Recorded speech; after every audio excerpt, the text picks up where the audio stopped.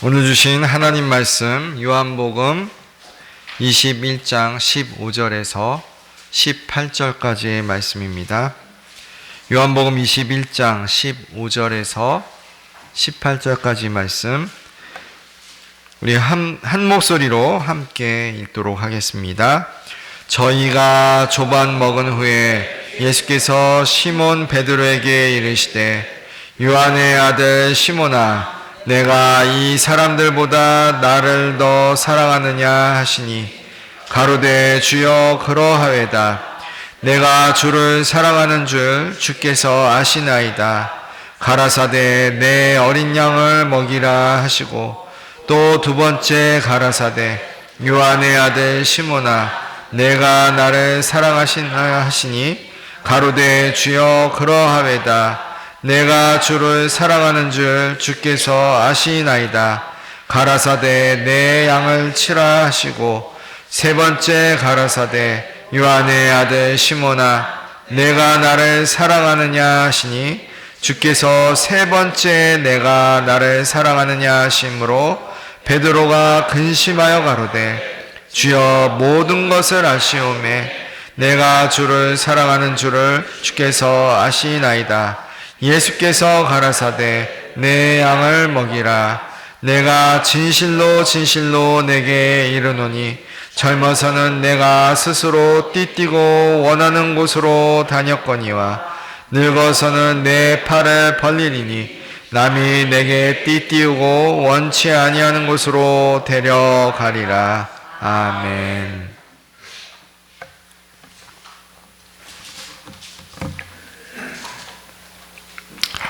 성도님들은 미국에서 가장 존경받는 대통령이 누군지 다들 아실 겁니다. 누굽니까? 바로 미국 제16대 대통령인 에이브라함 링컨 대통령입니다. 그가 통치한 기간은 암살 당하기 전까지 4년 남짓의 짧은 기간이었지만 그 시간 동안 나라의 방향과 역사를 완전히 바꿔놓은 놀라운 지도자였습니다. 2026년도 미국에서의 최신 여론조사를 살펴봐도 존경받는 대통령 1위는 여전히 압도적으로 링컨 대통령입니다.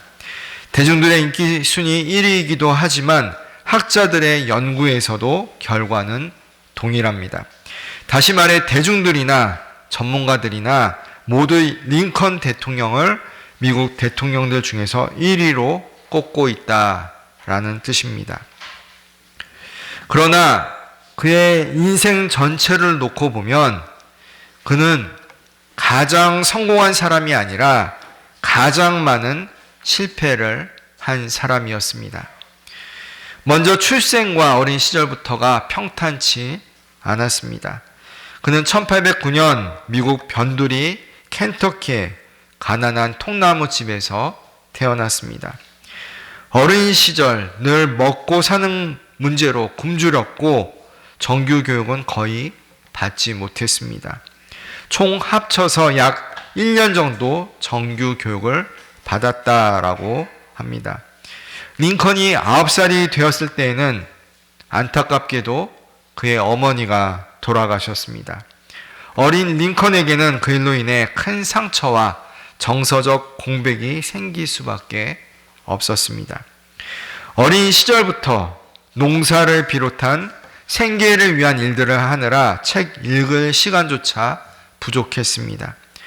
그는 학교에 가는 대신 스스로 책을 빌려서 읽고 또 읽었습니다.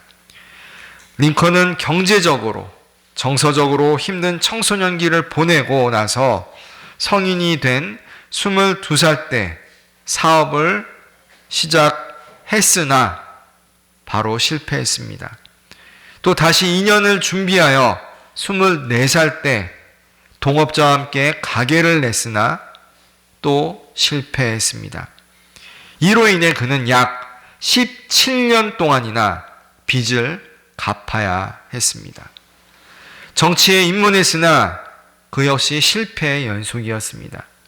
선거에 나가서 패배한 주요 낙선 횟수는 약 6번 정도가 됩니다. 열거에 보면 23살 때 일리노이 주의회 선거에 낙선하였고 34살 때 연방 하원의원 공천에 실패, 39살 때 하원의원 재선에 실패, 45살 때 상원의원 선거에 또 낙선, 47세 때 부통령 후보 지명에 실패, 49살 때 상원의원 선거에 낙선 등 주요 정치적 낙선이 약 6번이나 됩니다. 낙선이 이어진 나이를 따져보니까 23살부터 시작해서 49살까지 낙선의 연속이었습니다. 약 정치에 입문하고 26년 동안 반복적인 실패와 낙선을 경험한 것이었습니다. 그뿐만이 아니었습니다. 결혼을 앞둔 사랑했던 약혼자가 갑자기 백혈병으로 죽는 경험도 했습니다. 그때 그의 나이가 26이었습니다. 일로 링컨은 심한 우울증을 겪기도 하였습니다. 저는 링컨이 수염을 언제부터 길렀는지는 잘 모르겠지만 이러한 링컨의 불행한 생애를 살펴보면서 어쩌면 약혼녀가 죽었을 때를 기점으로 수염을 기르기 시작한 것은 아닌가 하는 제 나름대로의 추측을 해보게 되었습니다. 왜냐하면 약혼녀가 죽었을 당시 링컨은 극심한 우울증으로 힘들어했고 이를 곁에서 지켜본 그의 친구들은 혹시나 링컨이 자살할까봐 두려워서 그 주변에 있는 면도칼과 칼이란 칼은 다 치워버렸다라는 일화가 전해집니다. 그러니까 그는 면도를 하고 싶어도 할 수 없는 상황이 되어서 그때부터 수염을 기른 게 아닌가 제 나름대로 생각을 해봤습니다. 하지만 링컨은 그 숱한 모든 실패들을 극복하였고 마침내 그의 나이 51살, 51세 때 미국 제16대 대통령으로 선출이 되었습니다. 링컨은 자신의 인생에서 일어난 끊임없는 실패에도 결코 멈추지 않았습니다. 그는 미국의 대통령이 되어서 미국 남북전쟁을 승리로 이끌었고 노예제를 폐지하는 위대한 업적을 남겼습니다. 독실한 그리스도인이었던 링컨은 자신의 실패에 대해서 이런 표현을 했다고 합니다. 나는 여러 번 무릎을 꿇을 수밖에 없었다. 나에게는 갈 곳이 없었고 나 자신의 지혜로는 도저히 감당할 수 없다는 것을 알았기 때문이다. 특히 이 고백은 남북 전쟁이라는 절망적 상황 속에서 나온 말입니다. 그가 한 또 유명한 말 중에 우리가 알고 있는 이런 말이 있습니다. 내가 관심 있는 것은 하나님이 우리 편인가가 아니라 우리가 하나님 편에 서 있는가 하는 것이다. 이렇듯 링컨의 위대함은 자신의 힘으로 스스로 실패를 극복했기 때문이 아니라 실패를 경험할 때마다 먼저 하나님 앞에 무릎을 꿇고 잘못된 점을 고쳐가며 마침내 어려움을 이겨냈다라는 점입니다. 다 함께 미가서 7장 8절 하반절 말씀을 우리 화면을 보며 함께 읽겠습니다. 나는 엎드러질지라도 일어날 것이요 어두운 데에 앉을지라도 여호와께서 나의 빛이 되실 것이미로다. 아멘. 우리 옆에 있는 분들과 이렇게 인사 나누겠습니다. 하나님 안에서는 실패한 인생이 없습니다. 또 이렇게 인사 나누겠습니다. 넘어져도 괜찮아요. 주님이 일으켜 주십니다. 아멘이십니까? 살다 보면 여러 가지 실패를 경험하게 됩니다. 우리 성도님들은 살아오면서 지금껏 어떤 실패들을 경험하셨습니까? 앞서 말씀드린 링컨의 이야기에서 알 수 있듯이 수많은 종류의 실패들이 있을 수 있습니다. 예를 들어 불우한 가정에서 태어나 힘들게 자라났을 수도 있고, 원하는 대학이나 과에 들어가지 못한 학업의 실패, 좋아하는 사람과 결혼하지 못한 연애 및 결혼, 이혼과 같은 실패, 주식을 날린다든지 사업이 부도난다든지 하는 경제적인 실패, 또 어떤 사람과 관계가 틀어져 버린 인간관계의 실패, 가정 불화로 인해 가정 파탄을 경험하거나 자녀들이 속을 썩이는 일 등 생각해보고 따져보면 수십, 아니 수백 가지의 실패들이 있을 수 있습니다. 그 중에서 성도님들이 경험한 가장 뼈 아픈 실패는 무엇입니까? 어떤 것이 지금 가장 먼저 떠오릅니까? 가슴치고 통곡할 만한 실패가 있었다면 그것은 과연 무엇이었습니까? 사랑하는 성도 여러분, 과거 여러분이 이 세상에서 어떤 실패, 어떤 고난을 경험했는지는 더 이상 중요하지 않습니다. 그때는 무척 힘들었을 겁니다. 그러나 지금은 괜찮습니다. 지금 성도님들이 이 예배 자리에 계시다는 것은 더 이상 실패자가 아니라는 것을 나타내는 크나큰 증거이기 때문입니다. 실패는 있을 수 있습니다. 그러나 그 실패가, 우리가 경험했던 그 실패가 우리를 실패자라고 말하는 것은 결코 아닙니다. 사람들은 링컨을 실패자라고 부르지 않습니다. 비록 그는 평생토록 성공보다는 수많은 실패를 더 많이 경험했지만 아무도 그를 실패자로 기억하지 않습니다. 왜 그렇습니까? 그 수많은 실패를 통해 그것을 밑거름 삼아 그는 더 나은 사람이 되었고, 마침내 노예 해방이라는 미국 역사상 가장 위대한 일을 해냈기 때문입니다. 결과론적으로 볼 때 실패와 비슷해 보이는 게 고난이다라고 할 수 있습니다. 고난, 그것은 우리의 노력이나 행위와는 전혀 상관없이 그냥 일어나는 일, 발생하는 일일 수 있습니다. 예를 들어 갑자기 사랑하는 가족 중 누군가가 죽는다거나, 나는 방어운전을 한다고 하는데 상대방 차가 와서 크게 부딪혀 사고가 난다거나, 죽을 병에 걸린다거나, 아프거나 다치거나 알 수 없는 이유로 누군가 그냥 서원해진다라는 것, 인간관계가 깨어진다거나 하는 일들을 우리는 흔히 고난이라고 부릅니다. 그런 실패와 고난은 그 자체가 중요한 것이 아닙니다. 실패할 수 있습니다. 고난 당할 수 있습니다. 그런 일을 겪은 다음에, 그렇다면 그 다음에 어떻게 할 것인가? 이것이 가장 중요한 문제인 겁니다. 실패와 고난을 겪은 후에 그대로 그 자리에 주저앉아 버릴까? 아니면 다시 일어날 것인가? 그 선택의 갈림길에서 성도님들은 어떻게 하실 겁니까? 우리 그리스도인들에게 있어서 실패와 고난은 오히려 주님의 사랑을 깨닫는 은혜의 도구일 수 있습니다. 시편 기자는 이렇게 고백합니다. 시편 119편 71절 말씀입니다. 함께 있습니다. 고난 당한 것이 내게 유익이라. 이로 인하여 내가 주의 율례를 배우게 되었나이다. 아멘. 그리스도인들은 실패와 고난을 경험할 때 그저 그 자리에 주저앉아 버리는 사람이 아닙니다. 왜냐하면 하나님이 계시기 때문입니다.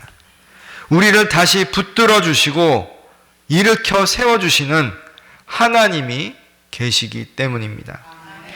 다 함께 이사야 49장 13절 말씀 다시 읽겠습니다. 하늘이여 노래하라. 땅이여 기뻐하라. 산들이여 즐거이 노래하라. 여호와가 그 백성을 위로하였은즉 그 고난당한 자를 긍휼히 여길 것임이니라. 아멘. 하나님은 우리가 실패했을 때, 고난당했을 때 우리를 외면하시는 분이 아닙니다. 오히려 우리에게 직접 찾아오시는 하나님이십니다. 만나주시고 위로해주시고 긍휼히 여겨주시는 분입니다. 바로 그 하나님이 오늘 본문 말씀에 나옵니다. 오늘 본문 말씀은 우리 성도님들이 잘 아는 말씀 중 하나입니다. 내가 닭 울기 전에 나를 3번 부인하리라. 그 예언의 말씀처럼 결국 예수님을 부인하고 심지어 저주하였던 베드로에게, 그렇게 실패한 베드로에게 부활하신 예수님께서 나타나셔서 식사하시면서 그와 나눈 대화 중 일부입니다. 만약 여러분이 그 자리에 있던 베드로였다면 어떤 심정이었겠습니까? 부활하신 예수님을 다시 만나는 그 사실이 마냥 기뻤겠습니까? 나는 죽어도 예수님을 떠나지도 않고 버리지도 않겠다라고 맹세했던 베드로. 그런데 거기서 더 나아가 예수님을 버리고 도망간 것으로도 모자라 예수님을 부인하고 심지어 저주했던 베드로. 그 베드로가 여러분이었다면 어떤 심정으로 주님 앞에 있었을 것 같습니까? 본문 15절 말씀을 보면 제자들은 예수님께서 차려주신 아침을, 조반을 같이 먹었습니다. 만약 여러분이 그 자리에 있었던 베드로였다면 그 아침 식사를 함께 하면서 와, 맛있다. 예수님께서 요리해 주신 생선 요리 정말 끝내준다. 이렇게 감탄하면서 맛있게 즐겁게 식사를 하셨을 것 같습니까? 제가 만약 베드로였다면 그러지 못했을 것 같습니다. 성도님들은 모르시겠지만 제가 좀 가끔은 뻔뻔한 구석이 없지 않아 있지만 부활하신 예수님 앞에서는 제가 그 베드로였다면 도저히 뻔뻔해질 수는 없었을 것 같습니다. 왜냐하면 자신이 저지른 크나큰 잘못을 잘 알고 있었기 때문입니다.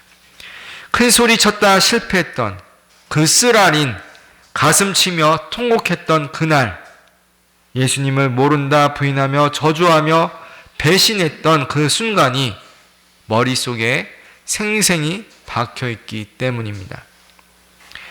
아마도 베드로는 예수님이 주신 아침 식사를 먹으면서 아무 맛도 느끼지 못했을 겁니다. 음식이 코로 들어가는 건지 입으로 들어가는 건지 아무 생각도 못하고 그 자리에 있었을 것 같습니다. 부끄럽고 죄스러워 예수님 앞에서 입맛을 잃어버리고 가까스로 식사를 끝냈을 겁니다.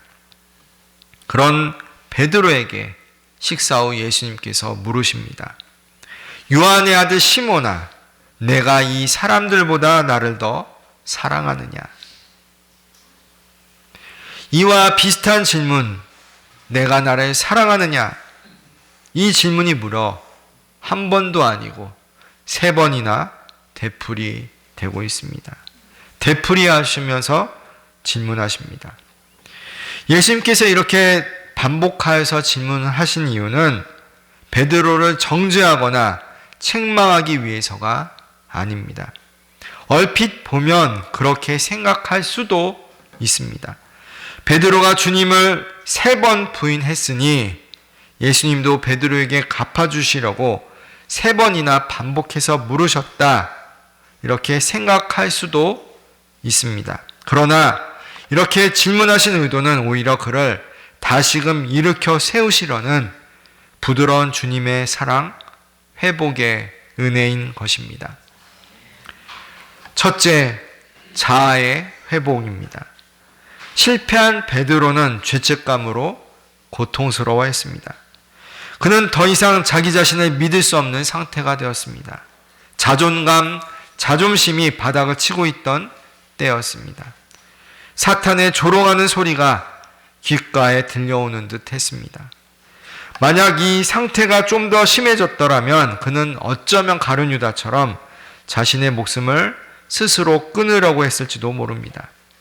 그럼 베드로에게 우리 주 예수님은 너는 왜 실패했느냐? 라고 묻지 않으셨습니다. 책망하지 않으셨습니다. 거봐, 내 말 맞지? 결국 날 배신했네.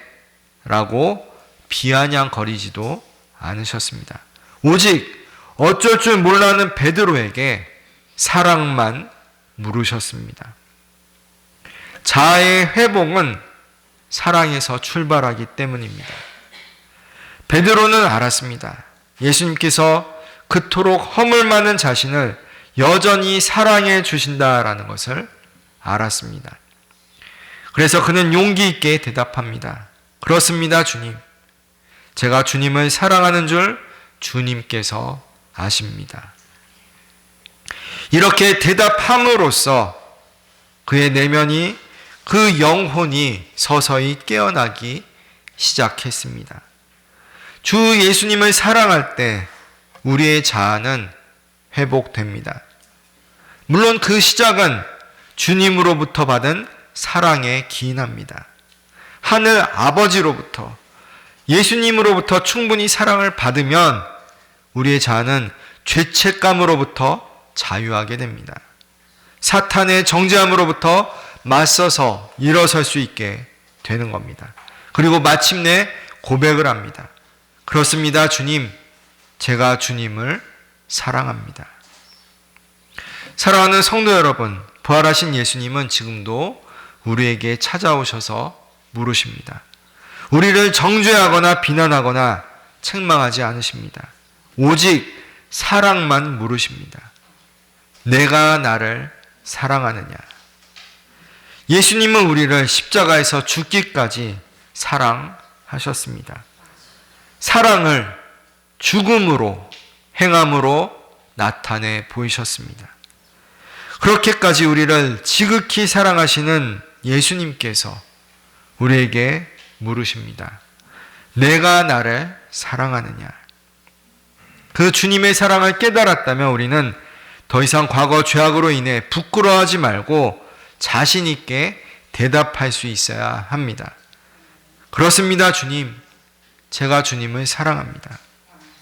다 함께 따라해 보겠습니다. 그렇습니다, 주님. 그렇습니다, 주님. 제가 주님을 사랑합니다. 제가 주님을 사랑합니다.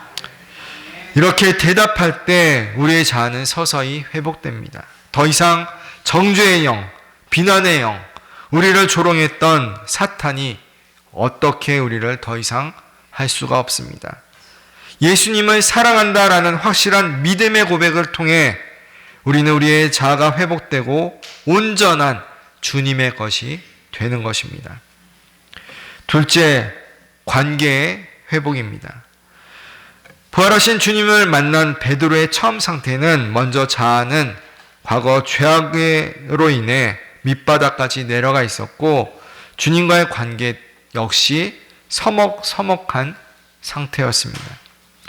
이런 관계를 회복시킬 수 있는 유일한 길은 오직 예수님께서 먼저 용서의 손길, 화해의 손길을 내미시는 것뿐입니다.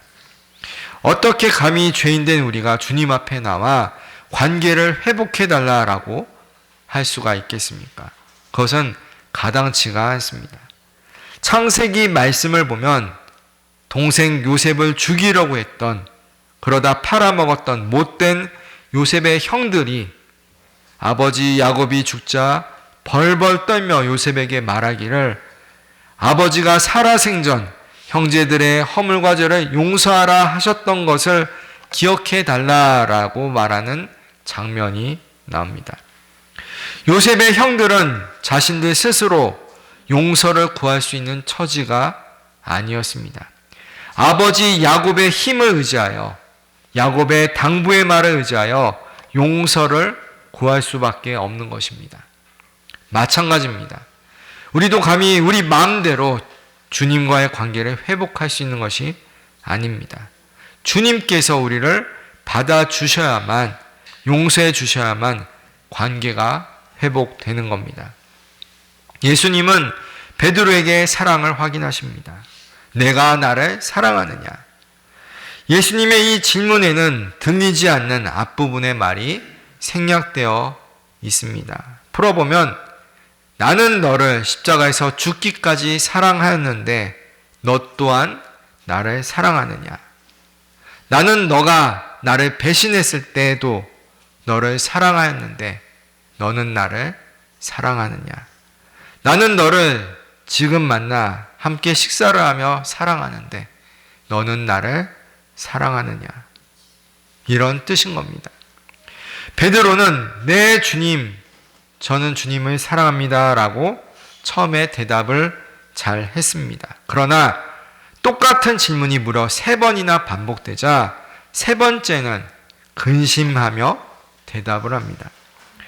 주님께서 내가 사랑하는 것 다 아시지 않냐라고 대답합니다. 사람은 같은 질문을 반복해서 들으면 나를 못 믿어서 그런가? 내 고백이 부족한가? 이런 의구심이 들게 마련입니다. 근심하게 됩니다. 그러나 그 근심 역시 회복의 과정인 것입니다. 예수님은 일부러 베드로가 겪은 과거의 상처를 피하지 않게 하시고 그 자리까지 들어가셔서 다시금 고백하게 만드십니다. 그렇게 하심으로 그 둘 사이의 관계가 온전히 회복되도록 하시는 겁니다.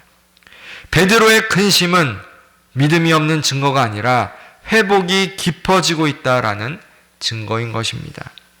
다 함께 고린도후서 7장 10절 말씀 함께 있습니다.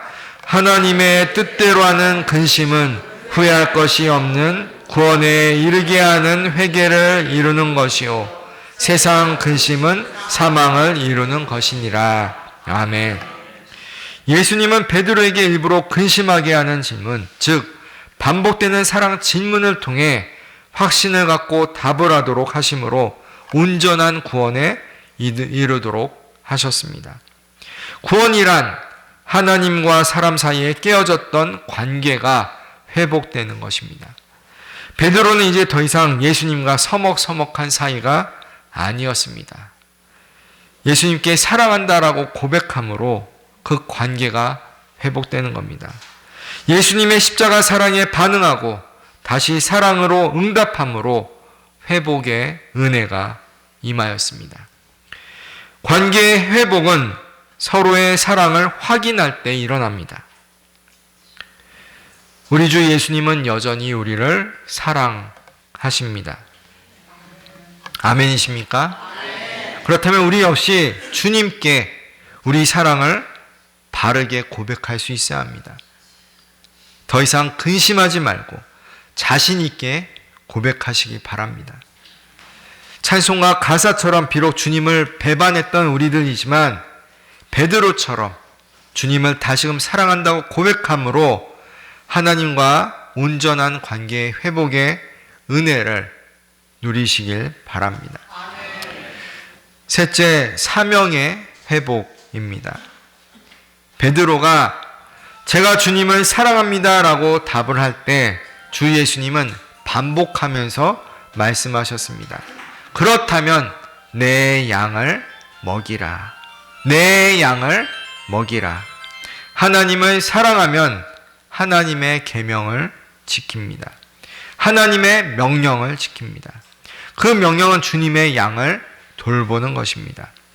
멀리 도망갔던 베드로는 결국 주님을 사랑함으로 사명의 자리로 돌아왔습니다. 이 시대에 그리스도인들이 회복해야 할 것 중 중요한 것이 사명의 회복입니다.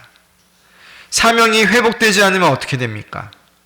세상 풍조에 쉽사리 휩쓸려 이리저리 헤매는 삶을 살게 됩니다. 주님은 우리를 이 세상의 소금으로, 빛으로 부르셨습니다. 만일 소금이 맛을 잃으면 어떻게 됩니까? 그저 버려져서 땅에 밟힐 뿐입니다. 소금이 녹지 않고 그대로 있으면 세상은 썩을 수밖에 없습니다. 빛을 비추지 않으면 어떻게 됩니까? 캄캄한 세상이 계속됩니다. 흑암이 덮인 악이 지배하는 세상이 계속되는 것입니다. 우리 성도의 가장 중요한 사명이 무엇입니까? 복음 전파의 사명입니다. 부활하신 주 예수님을 만난다라는 것은 복음의 능력을 회복하는 일입니다. 사랑하는 성도 여러분, 우리는 주님의 양을 먹여야 합니다. 그것은 때로 귀찮은 일일 수 있습니다. 하기 싫은 꺼려지는 일일 수도 있습니다. 그러나 우리가 주님을 사랑한다면 우리는 주님의 양을 먹여야 합니다.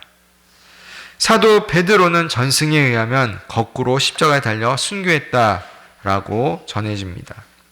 그것을 암시하는 말씀이 바로 우리가 읽은 18절 말씀입니다. 그가 그렇게 할 수 있었던 것은 부활하신 예수님을 만나서 회복하였기 때문입니다. 그는 부활하신 주 예수님을 만나기 전엔 실패했던 사람이었습니다. 자신의 사명을 망각한 채 다시금 과거 어부의 삶으로 돌아갔었습니다. 그런 그에게 부활하신 예수님께서 친히 찾아오십니다. 그리고 내가 나를 사랑하느냐 물으시며 그의 과거 죄악으로 인한 상처 입은 자아를 회복시켜 주셨습니다. 내가 나를 사랑하느냐 반복하여 물으시며 주님과의 관계를 회복시켜 주셨습니다. 그리고 내 양을 먹이라 말씀하시며 사명의 자리로 다시 불러 주셨습니다. 부활의 능력, 복음의 능력은 실패한 자를 회복시켜 줍니다. 그리하여 사명의 자리로 다시금 돌아오도록 역사합니다. 우리 주변에는 주님의 양들이 여전히 배고파서 기진맥진하고 있습니다. 영적으로 굶주린 그 양들을 우리가 먹여야 합니다. 그 양들은 누굽니까? 부활의 주 예수님을 아직도 만나지 못한 사람들입니다. 그들은 우리의 가족이고 우리의 친척이고 우리의 이웃입니다. 우리 민족이고 우리 동포입니다. 우리 이웃 나라 사람이고 또 멀리 떨어져 있는 나라 사람입니다. 지금 아직도 미국과 이란, 이스라엘과 레바논은 휴전처럼 보이는 일촉즉발의 전시 상황입니다. 이것이 휴전인지 아닌지도 다들 헷갈려하고 있습니다. 아마 성도님들은 뉴스를 통해 보셨을 겁니다. 어떤 이스라엘 병사가 레바논과 전쟁을 벌이면서 레바논에 있는 예수상을 파괴하는 장면을 다들 보셨을 겁니다. 그 이스라엘 병사가 독실한 그리스도인이라서 눈에 보이는 예수상을 우상으로 여겨 파괴한 것 같지는 않습니다. 그것보다는 여전히 예수님을 믿지 않고 배척하는 전통적인 유대인이라서 예수상을 파괴했다라고 보는 것이 더 적절할 것입니다. 우리 주 예수님은 지금도 이런 유대인들조차 여전히 사랑하신다 말씀합니다. 사도 바울도 처음부터 사도 바울이었던 것은 아닙니다. 반대로 그는 예수님을 잡아 죽이던 자였습니다. 그랬던 바울이 부활하신 예수님을 만나자 회개하여 변화되었습니다. 예수님을 위해 복음을 전하는 사명을 감당하는 사도가 된 것입니다. 사랑하는 성도 여러분, 우리의 가장 중요한 사명은 무엇입니까? 우리 주변 사람들에게 부활하신 예수님을 전하는 것입니다. 내 양을 먹이라. 우리 주 예수님은 말씀하십니다. 우리가 그들에게 먹여야 할 것은 바로 복음입니다. 부활의 주 예수님입니다. 이 예배 시간 주신 말씀을 마음에 새기고 각자의 삶의 자리에서 복음 전파의 사명을 감당함으로 예수님을 사랑하는 믿음을 삶으로 증거하는 귀하고 복된 성도님들이 되시길 주님의 이름으로 축원합니다. 기도합니다. 부활하시어 실패한 베드로에게 친히 찾아와 주신 주님, 우리에게도 지금 찾아와 주셔서 회복의 은혜를 허락하여 주옵소서. 우리의 자아를 회복시켜 주시고 주님과의 관계를 회복시켜 주시고 우리가 맡은 사명을 회복시켜 주옵소서. 그리하여 모든 실패와 고난을 딛고 승리의 삶을 살게 하소서. 주님을 사랑함으로 내 양을 먹이라 말씀하신 그 복음 전파의 사명을 잘 감당케 하소서. 부활 승리하신 우리 주 예수 그리스도의 이름으로 기도드립니다. 아멘.